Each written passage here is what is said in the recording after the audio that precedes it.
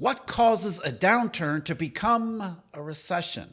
Well, there's a process the economy goes through centered on the labor market.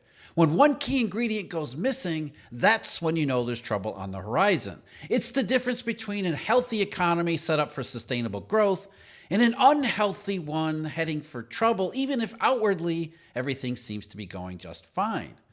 Not only does this crucial labor factor play a decisive role in turning a slowdown into a contraction, it is also what can transform a recession into a depression. In fact, we have the data which shows the exact path the Great Recession took in becoming the silent depression. And you'd think I'd be talking about layoffs, and it's an understandable assumption. We associate recessions and unhealthy economies with lots of workers getting let go, but it's not what you see that makes all the difference. And in a recession, we do see tons of job cuts.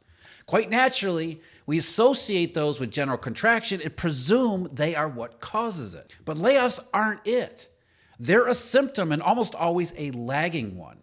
When the job cuts stopped in early 2010, for example, the depression tore on for years afterward anyway. It's not layoffs. The whole thing hinges on something you can't see. It's what doesn't happen that makes the entire difference between a boom and a bust, between a recovery and a depression without one. We're just not wired to connect the absence of something with very tangible, widespread, real-world outcomes. It's the real economy parallel to monetary deflation. We just don't appreciate when money circulation breaks down, but boy, do we feel its effects. And in this case, the monetary deflation was the reason behind what amounted to missing jobs. That's what the whole thing comes down to. It's not about firing, it's about hiring. So let's set aside these terms of boom, bust, recessions, depressions, and focus on what are those signals that can tell us that the difference between a healthy economy that's going on in a sustainable path forward and an unhealthy one, even if it otherwise looks like everything seems to be okay. And let's start with using the language of economics, the academic studies and evidence that have been put forward for the last 20 years that have in some circumstances shifted focus to where it really belongs, and that's not on layoffs. Even the mainstream media every once in a while gets this right. A couple months ago, the New York Times reported that unemployment can rise even without a surge in layoffs. What really distinguishes a recession isn't job losses, but a slowdown in hiring. That may be counterintuitive given how synonymous recessions and job losses are in the popular imagination, and boy, are they. Layoffs happen even in a healthy economy, but when people lose their jobs in recessions, they struggle to find new ones. And economics and economists and central bankers have done us no favors either, because that's what they focus on too. What has Jay Powell been saying throughout 2024? Labor market's otherwise healthy because one reason, the unemployment rate's going up, but we don't see widespread layoffs. But why is the unemployment rate going up in the first place? And where does the layoffs actually come from? Like I said, they come at the end of the process. This process starts when companies stop hiring. One very influential study on this matter from 2005 that was written by Robert Shimer has all the details behind the cyclicality goes with job finding, not job losses. The study was called Reassessing the Ins and Outs of Unemployment. And just so you know, this has 1,750 citations, so it's one of the most cited papers on this topic that you'll ever find. So whatever you make of the peer-reviewed process, even according to economists, this is top quality material. And what Shimer wrote was, this paper uses readily accessible data to measure the probability that an employed worker becomes unemployed and the probability that an unemployed worker finds a job, the ins and outs of unemployment. The job finding probability is strongly pro-cyclical, and the separation probability is nearly acyclical, particularly during the last 2 decades. Because as he said, the New York Times article said, people get laid off all the time, or they quit, they separate their jobs. The difference, the cyclicality, what changes the entire picture for the economy is when there are no jobs to roll over into. You get let go, or you quit your job because you don't like where you are, you think you're going to find a new one, and suddenly you realize no one is hiring. Now you're unemployed with no way to change your situation. That's where it starts to pile up. And as it piles up and it gets past a certain threshold, that's what changes a modest downturn into a recession. And it is also, as we'll see, what turns a recession into the worst case depression. But back to Shimer. Using United States data from 1948 to 2004, I find that there are substantial fluctuations in unemployed workers' job finding probability at business cycle frequencies, while employed workers' separation probability is comparative acyclic. This is particularly true in the last 2 decades, during which period the separation probability has steadily declined despite 2 spikes in the unemployment rate. In other words, virtually all of the increase in unemployment and decrease in employment during the 1991 and 2001 recessions was a consequence of a reduction in job finding probability. And though he wrote this in 2005, you'll find the same things, as we'll see in just a moment, in the 2007-2008 Great Not Recession too. Cyclicality started with lack of hiring. One more time for Mr. Shimer. I argue that this misinterpretation has profoundly influenced the development of macroeconomic models of the labor market during the past 15 years, including such well-known papers as Mortensen and Pissarides, and Caballero and Hemmer. Subsequent research has focused on the cause of job loss during recessions rather than the difficulty of finding a job. And that has continued, as I mentioned, right on through to the current day. Economists and policymakers, officials all over the spectrum, they focus on job losses. If you don't see layoffs, everything must be just fine. Or at the very least, it can't be a recession because we don't see job cuts. And that is what Shimer is saying is absolutely not the case. Recessions are all about hiring, not firing. And if the recession gets to be deep enough, then you'll see layoffs. But it all starts and it all really gets going on the hiring side. And that is absolutely the difference between recession and depression. So an unhealthy labor market is one that is marked by lack of hiring. And fortunately, we do have data that gives us a good sense or a decent sense, a good place to start on the hiring environment. But before we go over that data, and instead of looking backwards at the silent depression, on December 11th, Jim Rickards and I are going to be thinking ahead to the way out of it. We'll take a stab at what an effective monetary system might look like, and we don't mean de-dollarization. It should be an interesting conversation because Jim and I come at this from similar, sympathetic, yet somewhat different perspectives. And on certain topics, might be very different perspectives. So join us on December 11th. That's next Wednesday. There's a link in the description to sign up. I hope to see you there. So Shimer talked about the cyclicality of being unable to find a new job. So basically hiring. We have data from the Bureau of Labor Statistics, the government agency that prepares the payroll reports, on JOLTS, job openings and labor turnover, which is, most people focus on the job openings part, which they really shouldn't. But the more important series in JOLTS is hiring.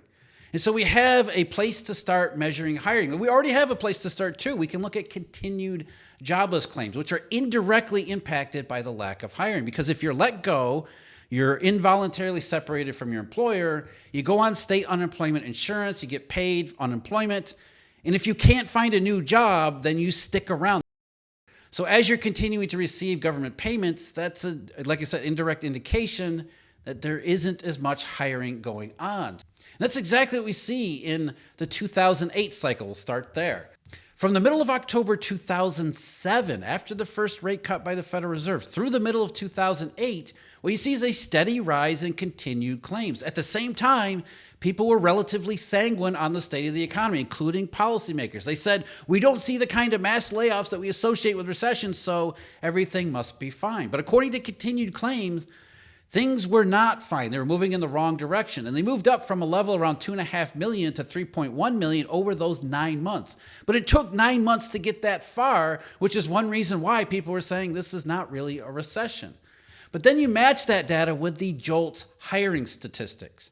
And then what you see is the hiring rate slowed down in the middle of 2006 as everything began to turn the wrong direction in the wake of what became Eurodollar #1, the housing bust and everything else.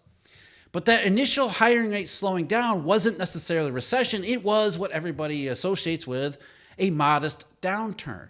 But the hiring continued to fall off, and it slowed down after May 2007. But you can see the big drop off after November 2007. So the difference between the slowdown entering 2007 and the recession and worse exiting 2007 was the degree of slowing and really falling off in hiring. In fact, it fell off a cliff right at the time we start to see continued claims rise. So the lack of hiring had already kicked off the recession process, and most people, most economists, the NBER famously didn't declare a recession until much later, at the end of 2008, because they said the labor market data didn't look that bad. And it didn't look that bad because they were looking in the wrong place. It was the lack of hiring that meant recession, and we saw that in JOLTS hires as well as jobless claims. I'm also seeing it in one other way, which I'll get to later on in this video. In the 2001 cycle, same type of corroboration and correspondence. Continued claims begin to rise October into November of 2000, just a couple months before the rate cut started from Alan Greenspan. And then they started to pile up in a straight line all the way through November 2001. So through the entire dot-com recession, you see continued claims almost steadily rise throughout the whole thing. And once again, you see JOLTS, hiring. We don't have the hiring data doesn't go back into 2000 too far, but you can already see that hiring was falling off sharply heading into 2001. So at the same time, continued claims are going up. And layoffs, we didn't get the layoffs until January 2001. And even then, layoffs were relatively calm through August of that year and didn't really spike until October and November of 2001, which is at the end of the dot-com recession. Lack of hiring that was indicated by rising continued claims, that was the signal that lack of hiring, as Shimer pointed out, was leading to all of the negative consequences that lead into the vicious cycle of recession. So however or whatever reason the downturn begins, it turns from downturn into recession once businesses stop hiring. There's always a regular churn in the labor market. There's always separations. The difference, the distinction is when people who are either voluntarily separated or involuntarily separated can't find a replacement job. Lack of hiring is the entire thing. So it's hiring that not only transforms a downturn into a recession, it also marks an unhealthy situation, which also includes the other side of the business cycle, lack of recovery. We had a jobless recovery, so-called, after the dot-com recession, which was an ominous sign and foreshadowing for what happened after 2008. Very different reasons, but essentially the jobless recovery was marked by lack of hiring. So in terms of continued jobless claims, those remained elevated. Even after the dot-com recession, quote unquote, officially ended at the end of 2001, November 2001 was the final month, continued claims like the unemployment rate remained elevated throughout 2002 and on into 2003. It didn't actually start to recover until May and June of 2003. We see in JOLTS, the hiring data doesn't begin to recover until also the summer of 2003. Which means that it really is about hiring in the economy that ends up either triggering a recession or creating the conditions for recovery. When you don't have hiring on the downturn, that's the difference between downturn and recession. And when you don't have hiring on the upswing, it's the difference between a recovery and just maybe some modest reflation. And the impact was far more profound than most people give it credit for. Well, you see, let's line up the hiring rate with the participation rate. The labor force participation rate, which began to lower starting in March of 2001 as the dot-com recession develops, as hiring goes down further. What that meant was that people were not entering the labor force because there were no jobs. It was a recession. So the participation rate was 67.2% in March of 2001. It finally bottomed out in December of 2003 at 65.9%, and actually would go a little bit lower in 2004. And of course, economists at the time, and still to this day, blame this on demographics, when you can see clearly that it was the lack of hiring. Businesses weren't hiring, so people didn't enter the labor force because there was no reason for them to do so. And the reason why this was happening was Ross Perot was right about the giant sucking sound, even if he was wrong about where the sucking sound was heading. It wasn't Mexico, it was China and Asia. So lack of hiring in the dot-com recession was the trigger to become a recession, and the lack of hiring after the recession eliminated the recovery, which kicked off a lower labor force participation for what should be obvious reasons. But economists will never admit this. They instead want to blame you and me or demographics for it. And it got an order of magnitude worse following 2008 for monetary deflationary reasons. So what made the great not a recession and transformed it into a silent depression was, as you can see here, the lack of hiring on the other side of it. So hiring slowed down, as I said, in 2007, but here we see the labor force participation drops off a little bit initially, but was otherwise relatively steady until everything really crashed in October 2008 and afterward. In October 2008, the labor force participation rate was 66%, and by December 2009, even though the Great Not Recession had officially ended, the troubles did not. And while there was a small rebound initially in 2010, which may have been the recovery, it was short-circuited by more monetary dysfunction in early 2010. The flash crash in Wall Street wasn't European sovereign debt crisis. It was repo, collateral fails, all that stuff. So hiring never recovered. And because it never recovered, all of those millions of workers who were looking to get back in the job market, they had no place to go. So the labor force continued to shrink. For the first time, the labor force outright shrunk. And so the labor force participation rate shrunk substantially all the way through 2013 and into 2014. Finally, in 2013 and 2014, really 2014, hiring starts to pick up enough that the labor force participation problem starts to steady and become more stable. What does this say about QE and zero interest rates and all the Fed's policies, even the federal government's policies, the ARRA and everything else? Hiring remained entirely too low, and because there were no jobs in the immediate aftermath of the Great Not Recession, when there should be jobs, we never recovered from it. By the time the hiring started to pick up modestly in 2015, let's say, it was way too late. By then, the economy was already broken. And all this time, economists and central bankers have been trying to gaslight us by blaming you and me for this. They say Americans are too lazy and too drug addicted, and that's the reason why that the labor market didn't recover in the way it needed to. No, it was the fact that companies were so shell-shocked by the monetary disruption in 2008, they refused to hire new workers like they would in any other recovery. They said, we can't hire workers because we can't take the risk that, first of all, earnings, we're going to take on costs that we maybe can't absorb, but more importantly, we're going to take on an expense and a need for cash and liquidity that we're not so sure that we can continue to meet on a reliable basis. That's what was so devastating about 2010 and 2011. What it said was that businesses were right to be cautious. And so from that point forward, they were over-managing their costs and their cash flow at the expense of hiring and real recovery. That's what made the depression a depression. The lack of hiring in those, it wasn't just the initial stage, it lasted for years. And again, makes an entire mockery out of QE. QE didn't work. It had no effect on any of this. Essentially, the economy was broken by the deflation, and it never recovered because in that early period, it was all about the lack of hiring. So here we are in 2024, and what do we see? A whole lot of similar symptoms. We've got the lack of hiring I talked about in yesterday's video. JOLTS data, especially up the recent statistic we just got, confirmed that hiring has fallen off during the summertime more than it had fallen off before. And guess what we find? Just like in other unhealthy labor market climates, the labor force participation rate is beginning to drop as well. Hiring disappears, the labor market becomes increasingly unhealthy. And as the labor market becomes increasingly unhealthy, that's the trigger for recession, not layoffs. And if we have this continue to happen on the other side, that's also what will mean lack of recovery there too. That's also how you get to interest rates that go down and stay there as the markets are anticipating and pricing currently.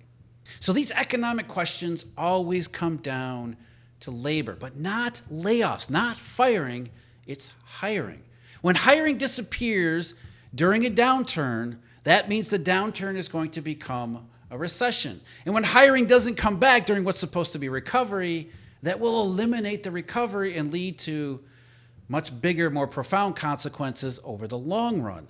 So it's hiring that determines everything in the economy. You don't really have to know why hiring disappeared. As long as we get the signals, the consistent signals that it has, you know the labor market, therefore the overall economy, is unhealthy. We've got the data that shows hiring from JOLTS is down. The labor force participation rate has plateaued and moving lower. We also see continued claims that continue to rise and a whole bunch of other, including the QCEW up until June of this year, suggesting that exactly what we just saw in hiring, the labor market is indeed unhealthy. So we've got the signals, we've got the process, we understand how it goes. As Robert Shimer says, it's all about the hiring part of the economy. It doesn't matter that we don't have layoffs. What we know is unhealthy labor market. And that seems to be exactly what Japanese carry traders are thinking, because they continue to unwind the carry trade. And I talked about that in the video linked below.